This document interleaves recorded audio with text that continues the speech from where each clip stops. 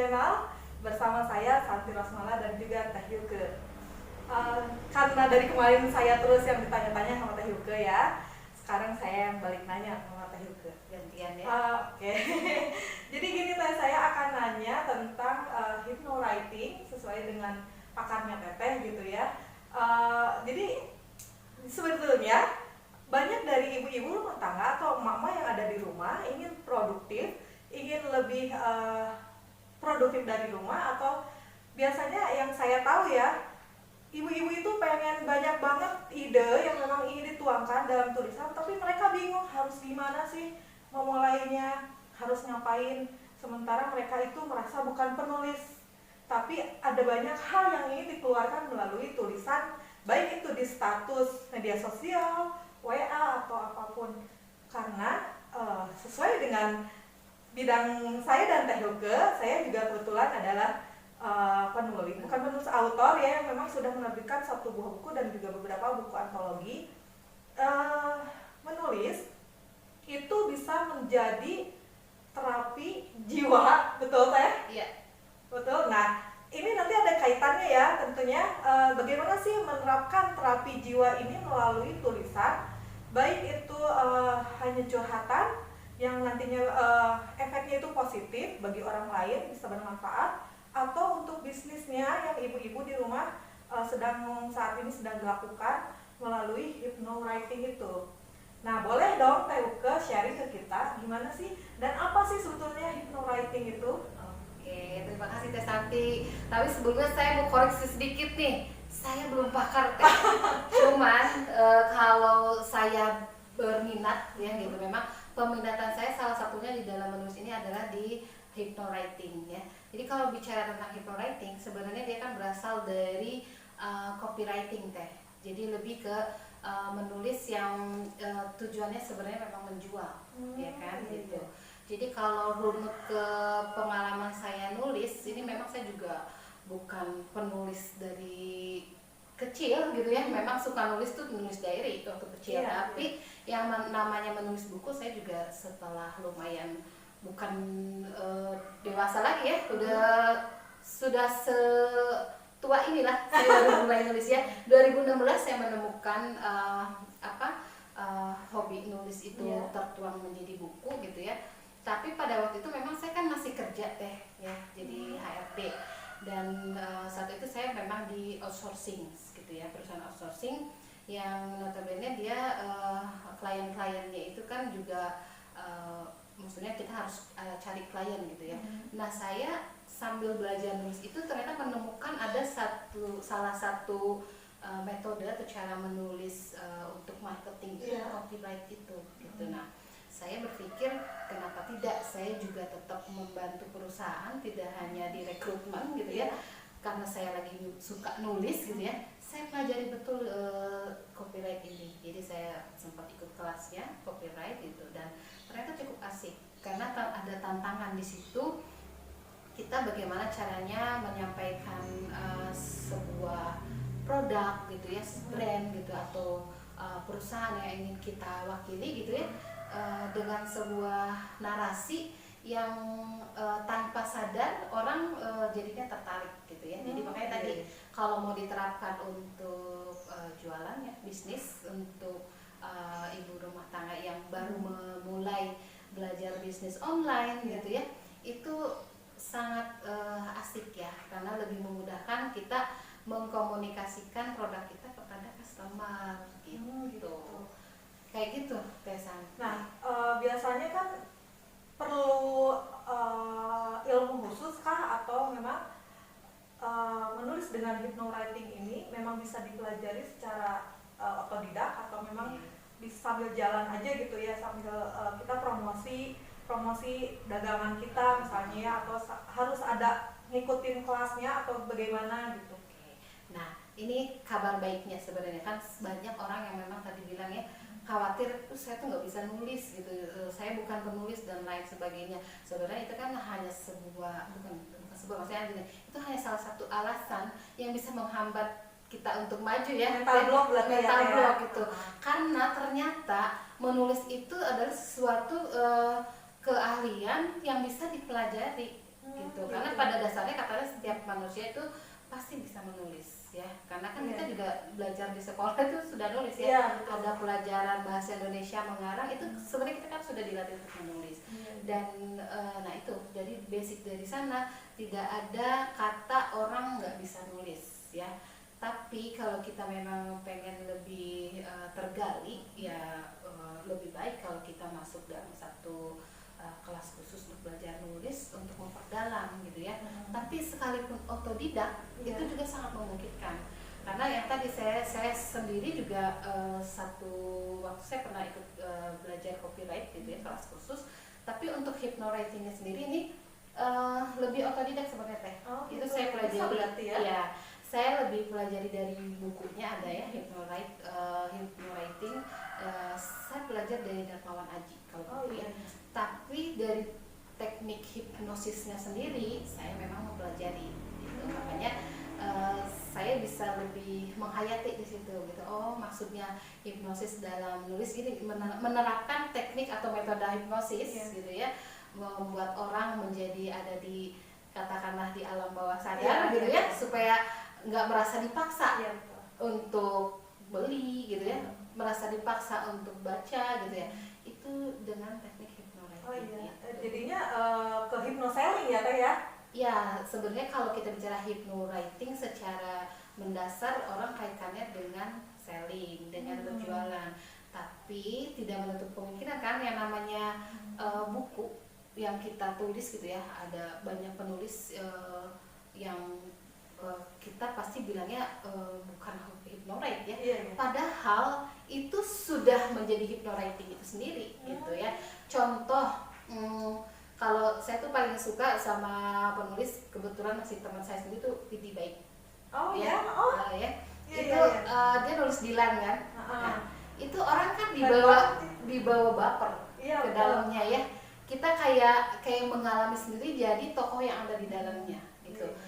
Mereka si penulisnya sendiri mungkin tidak bermaksud untuk bahwa ini adalah hypnowriting gitu, tapi memang dengan kemampuannya, dengan keahliannya untuk membuat tulisan itu menghanyutkan si pembaca gitu. Nah, seperti itu sebenarnya yang dimaksud dengan hypnowriting gitu. Bagaimana pembaca diajak masuk di dalamnya gitu ya, tanpa mereka sadari.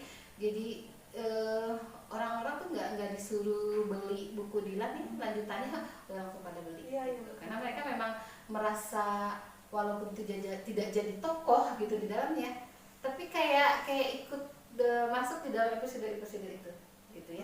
Jadi terhanyut dulu seperti terlibat di dalamnya gitu ya.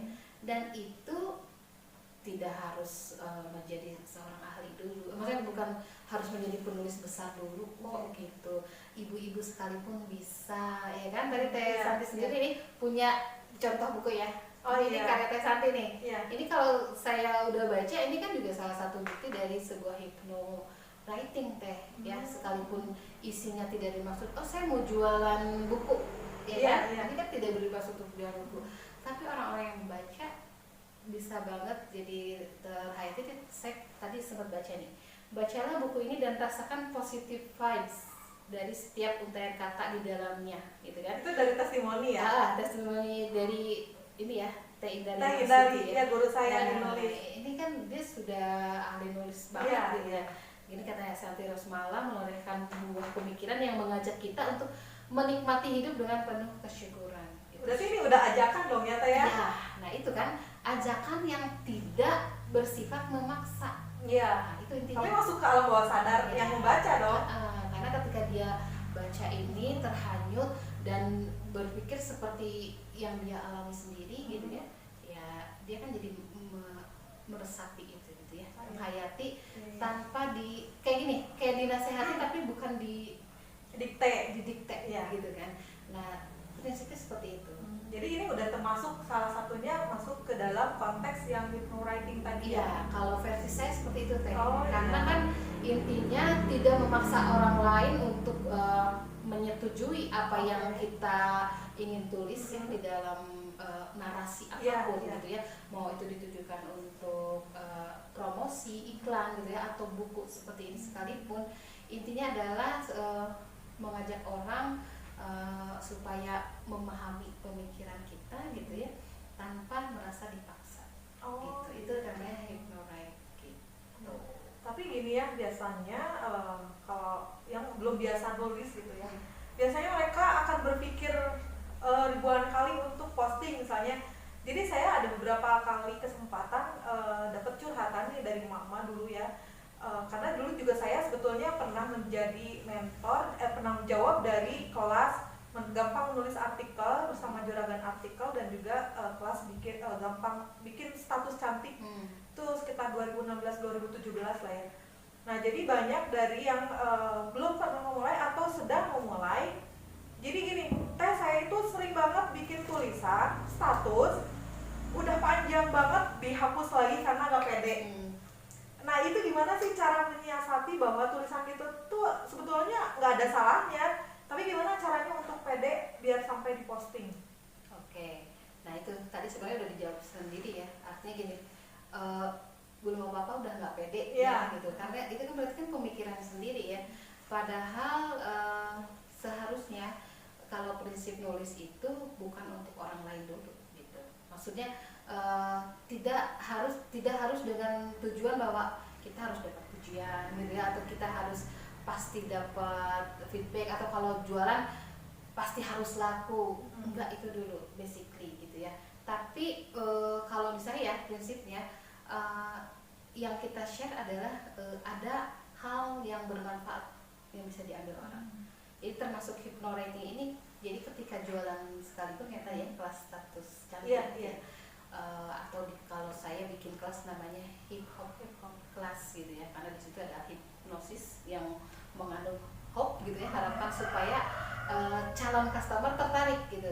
Tapi intinya di situ adalah apa yang kita sampaikan ada yang bisa diambil manfaatnya oleh orang lain, tapi tidak harus berupa feedback langsung gitu. Kan kalau di status kita seringkali pengen dapat like, comment kayak gitu ya. Kayak semacam indikator nih. Kalau dapat like banyak, intinya tulisan kita bagus gitu ya. Atau komen banyak, intinya tulisan kita bagus.